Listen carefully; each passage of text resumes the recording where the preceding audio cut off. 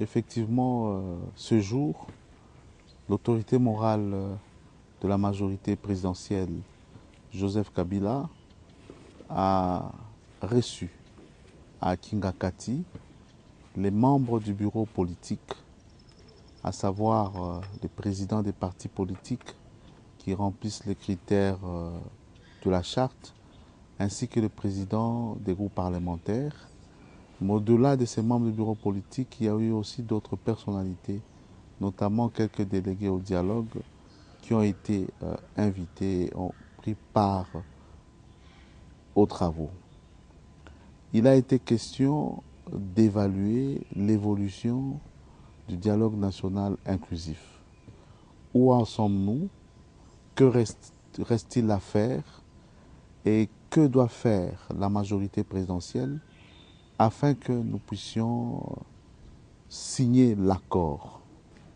Parce que pour nous de la majorité, le dialogue national inclusif doit incessamment clôturer ses travaux par un accord. C'est la seule voie pour que nous puissions permettre à la République, au peuple, d'organiser les élections, par le biais notamment de la CENI. Et donc, nous avons évalué chaque thématique portée par le dialogue national inclusif et nous avons levé des options qui permettront, nous en sommes sûrs, aux facilitateurs et à tout le monde de pouvoir à l'unisson remettre au peuple un accord potable. En même temps, l'autorité morale a instruit, avec insistance je dirais, il a instruit les membres du bureau politique afin que nous puissions dès aujourd'hui nous organiser davantage par rapport aux élections. Parce que nous avions levé une option importante déjà en 2006, c'est-à-dire la voie démocratique. Et donc c'est par la voie démocratique que nous obtiendrons de nouveau le pouvoir de vouloir et de faire de la part du peuple congolais. Et pour y arriver, il faut s'organiser à tous égards, sur le plan stratégique, sur le plan purement politique, sur le plan matériel, financier, sur le plan communicationnel.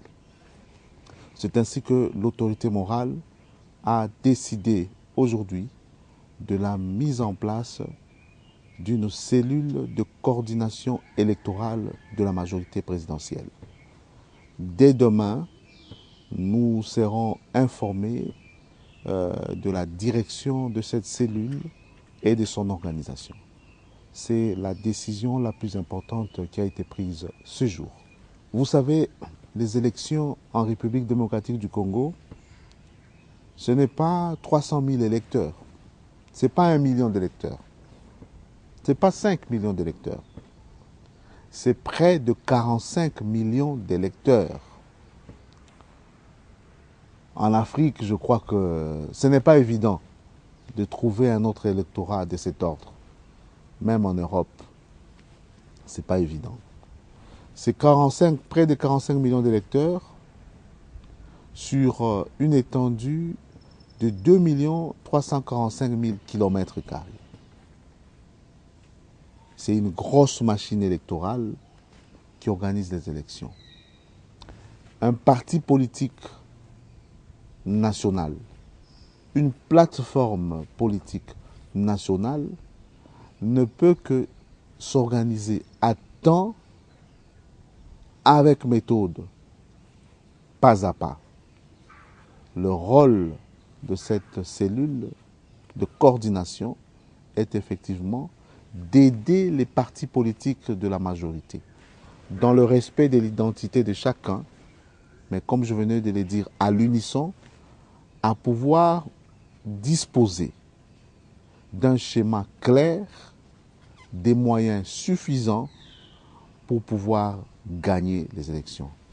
Et si nous devons nous organiser maintenant, c'est parce que l'autorité morale a réitéré sa volonté ferme d'organiser les élections dans ce pays et rapidement, bien évidemment, par le biais de la Commission électorale nationale indépendante.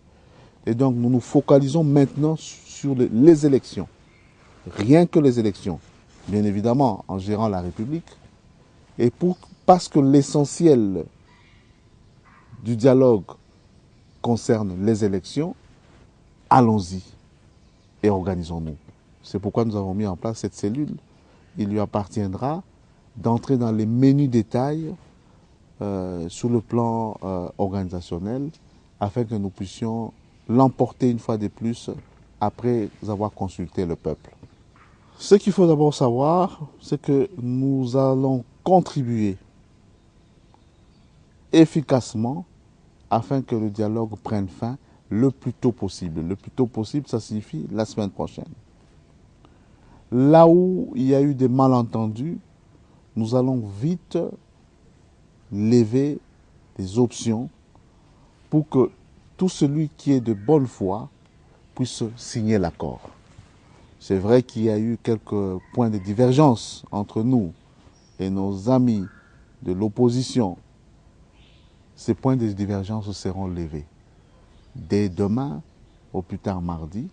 Et donc nous pouvons dire que le dialogue national inclusif va atterrir. Parce que nous aimons le verbe atterrir dans ces grands pays de 2 345 000 km².